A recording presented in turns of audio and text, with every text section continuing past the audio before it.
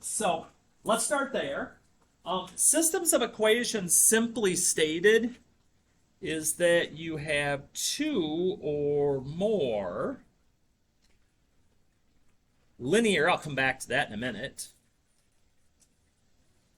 equations. In other words, you're going to have two lines working here. Now, the two lines can cross, they can go parallel, they can, shoot, it can be the same line and it just looks different.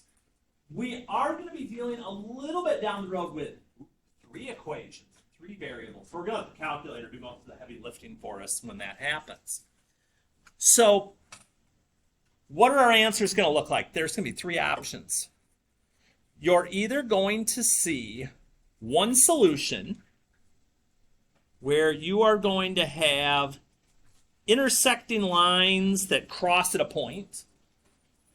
You're going to have no solution.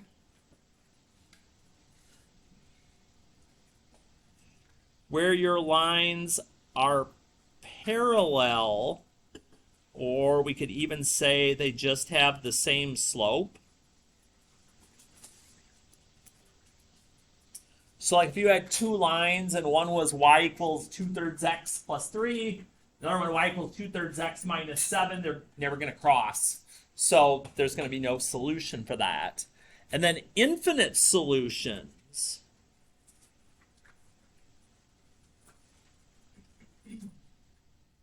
Is you go to graph two lines, they end up being the exact same line. They're like right on top of each other. So every single point they share. So it'll look like you only graphed one line, even though you already graphed two. Those are the three options we're going to run into when we're working through these. And so our main focus today is going to be, are we going to be all right with the graphing part? I hope so. Solve each system by graphing, identify the solution. Okay. Very quick reminder. I'm not going to go crazy in depth with this. But reminder, if I can get my pen to work, we want to get our equations into y equals mx plus b mode so we can find our y-intercept and our slope. If you need specifics on either of those things, you're going to want to go back a little bit in this packet where we got talking about that a little bit more. But for our purposes, we'll chat about them a little as we graph some of these, but we're going to have some other things we have to do too. So, we always cross our fingers and hope that both equations are in y equals at the very beginning, because that's going to be the easiest. Sometimes they're not going to be, though. We'll adjust to those as we get here. But, for instance, here, they're both in y equals. That's nice for me. And I got colors to work with. I might even suggest, and I always will have a box of markers on the back table too. If you don't have multiple colors, maybe to at least have one other color just so you can see which line is which when you're doing these. Because sometimes in a situation like this, I can look at this and I go, okay, number on the end, that's my y-intercept, on my y-axis here. So I'm going to plot that first point at -6 on the y. And then with my slope being -5/3, like we said before, typically you're only going to put the negative on one number. I usually put it on the top one unless it just doesn't work out. We'll see here. So this would be down 5. Oh boy. 1, 2, 3, 4. Okay, I'm a little off, but that's okay. And right. 1, 2, 3. If you run out of room, as we have said before, just switch the signs around. So now that 5, since it's positive on top, we're going to go up 1, 2, 3, 4. Oh boy. 1, 2, 3, 4, 5. Oop, don't do it yet. And left 1, 2, 3. I'm going to make a suggestion though. 1, 2, 3, 4, 5. 1, 2, 3. That you try to make as many dots as you can when you're doing these, because we're looking for one particular point. And sometimes when we go to graph, maybe we're not using a straight edge, maybe we had something go off a little bit, But we want to make sure that we see exactly where they cross. And most times that'll be at whole numbers.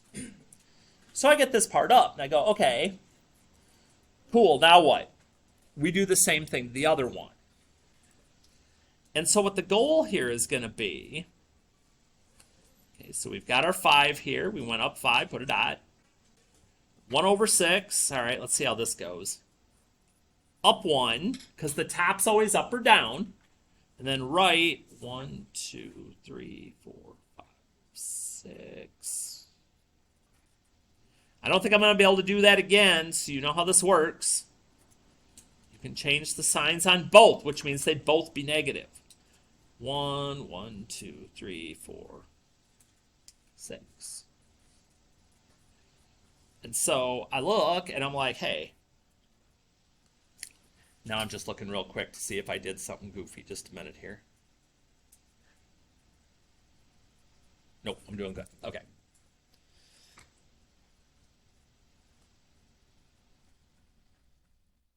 And so I draw my line through there.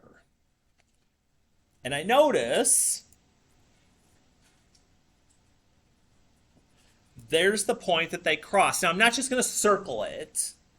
I actually need to put the coordinate points where they cross. So when we do this, we're always doing the x value first, which in this case would be at -6 before I got lined up here to the left. And then 1, 2, 3, 4. That's what we're looking for. Now, if some of you are like, dude, me and putting stuff, you know, figuring all that out is not my thing. Here is the best option I'm going to have for you. Okay? If you are not a graphing expert, at least in your mind you aren't yet, what we're going to do is we would go to y equals, and we're going to type these in. Now, the only thing I got to remember, if I'm going to type them in the calculator, is that I have to have the fraction parts in parentheses. Otherwise, this doesn't work. Well, at least it doesn't work well. So if I get those typed in, and again, if it's been a while, X is just the button next to alpha here. I get those in, and I could hit graph. And I'll get my picture here, just a second. There it goes. And I can get all the points I need from the chart. So, I mean, if I was making the one graph, I could go, okay, I'm going to cover this for a minute. -9, 9, I'd put a point. Whoops. -6, 4. There's -3, -1. And I'd just keep doing my whole points. And I'd do the same thing for the red ones. But you're like, that's great.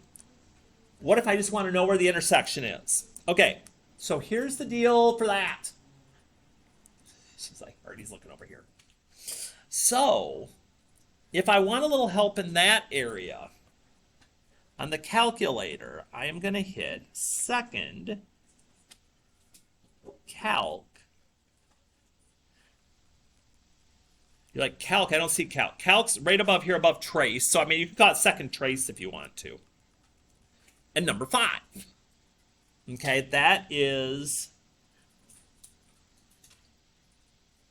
I'll even put trace above it here. Sometimes I'll add in stuff that I don't put on my online notes either, just because.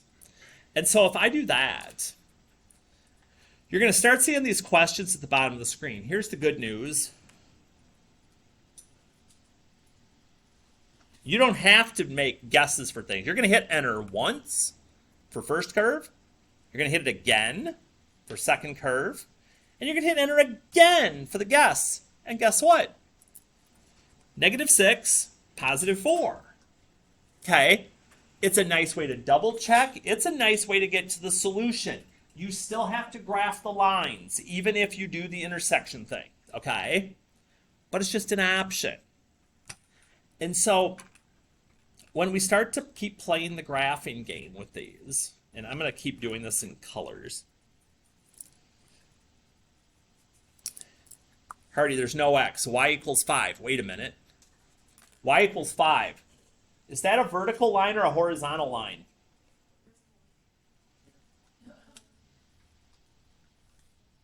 This one, okay. Y is going to go this way. X equals would go this way. So I go to where Y is 5. And I don't have to do anything fancy here. I'm just going to make a line going across. But for my one that does have X, we're going to do our normal stuff. We're going to go up to 7. We're going to put it at. My slope is 2 over 1. Go up 2 and right 1. Well, I ran out of room pretty quick doing that. So I'm just going to change course on both. Down 2 and right 1. You're like, Hardy, I got it. We don't need to go forever. You're right. Once you see where that crossing point is, you can finish off your line and go from there, okay? And then again, we're just looking for the point. Left 1, negative 1, and up 1, 2, 3, 4, 5. Get my answer. That works. All of these will always work with the calculator button presses too. But here's the thing. Y isn't going to be solved for every single time. Dang it. That would make this so much easier. Okay, so what about when it isn't? Can I put it in the calculator somehow so I don't have to get it into Y? No. Can't get these into the calculator without Y equals. So, I'm going to try and write small enough to make this work. We're going to see how this goes. So my first job, we still got to do the algebra stuff with this. So here I got to minus my 6x to both sides, because that's how it's going to make this go away. And just as we were saying every time when we were going through this originally with graphing, I can't just do minus 6 and call this 39x. That does not work. The x part has to be first, right after the equals. And then we're just going to divide everything by negative 5. Let's see what we get. Negative 6. Whoops, hang on. Get out of there, Hardy. Negative 6 divided by negative 5. That's a decimal. Math, enter, enter. Okay, 6 over 5. And negative 45 divided by negative 5 is positive 9. Okay, once we're in Y equals, now I can go ahead and do my y-intercept and do my slope and do all my things. But this time, dang, I get to the first step and I'm like, I can't go up 6 and right 5. That's not going to work. Okay. Switch to signs. 1, 2, 3, 4, 5, 6. 1, 2, 3, 4, 5. 1, 2, 3, 4, 5, 6. 1, 2, 3, 4, 5. That's all the dots I can get on here. So hopefully one of those 3 dots is the answer.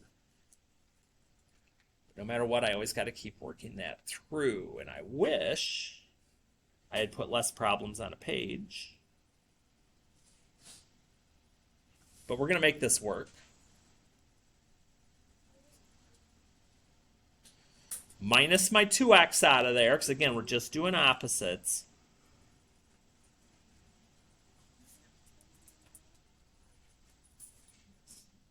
I might have to start putting scratch paper out in the back. Negative 2 divided by 2 is negative 1x.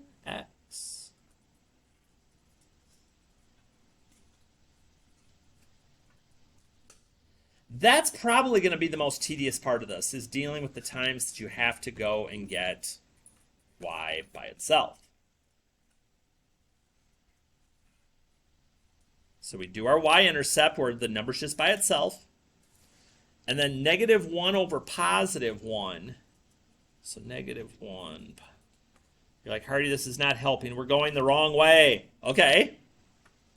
We'll do 1 over negative 1.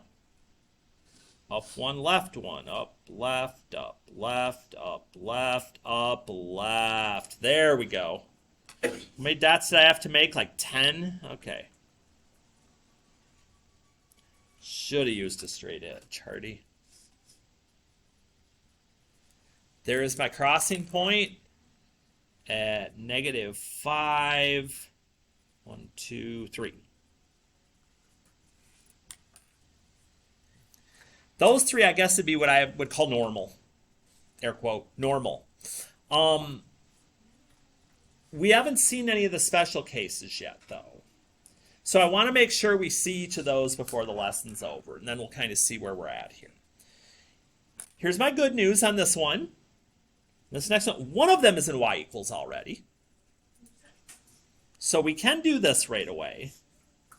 So there's my first point, -5 on y. Again, the -1/2 here, down 1 and right 2, because the 2 is not negative. Down 1 and right 2, down right 2. And if I think I may need it the other way, just switch them. Up 1 and left 2. Up 1 and left 2. Give me some dots.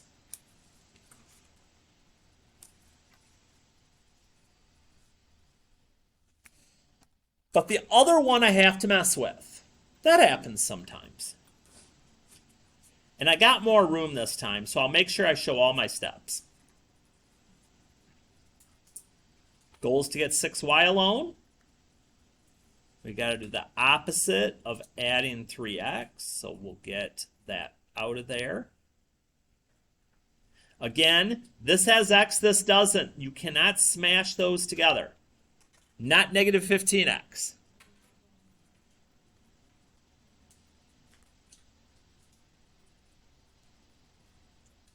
So I divide by 6. All right, let's see here.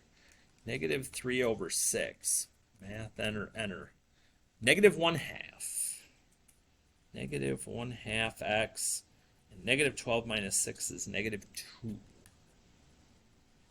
Now, some of you may be noticing something already. Some of you may not. It's okay even if you don't.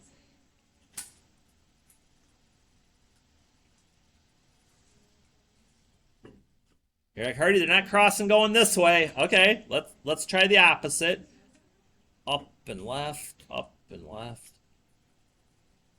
Hardy, we do something wrong? Because, like, they're not crossing, like, at all, anywhere. What's the dealio? They have the same slope. If they have the same slope, they're parallel. And if they are parallel, and they never cross, there is one of our rarities. There's our no solution. You know that as soon as you see that the numbers in front of x are exactly the same. That's where we slow it down. And so the last one I want to do, you're never going to guess what solution we're going to get on this one.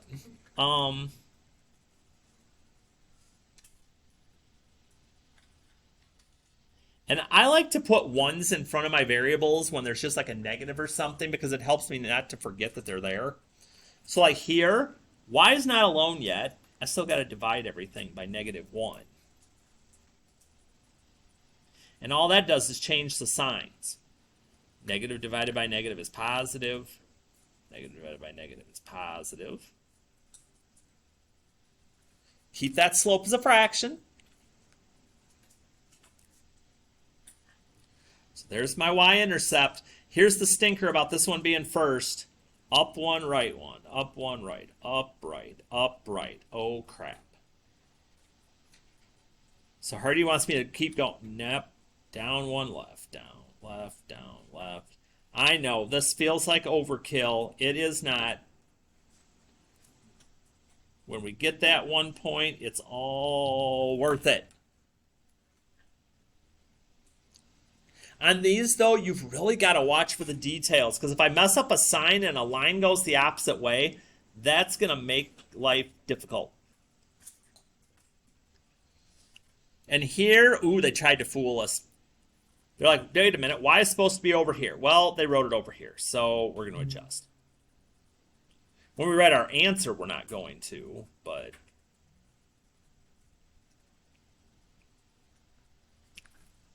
Hey, check that out. Exact same equation. Both of these lines are on top of one another. Exact same line. Didn't look like it at the first, but it is.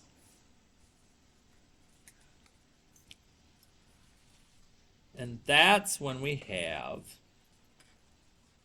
infinite solutions. And we're ready and raring to go. Those are the options we've got. So now I want to look at one thing quick. Yep, that's actually where I'm going to cut. I'm not going to get into substitution until tomorrow. So here's what we're going to do. We're going to adjust what I had on Classroom. I'll get that adjusted here in a little bit myself. So we're just going to do page 9 of the notes. Just doing the graphing part here. And so in your brand new packet that you just picked up in the back, over here on solving systems and substitution. So here on day 1 of this section, we are only doing page 1, just these 6.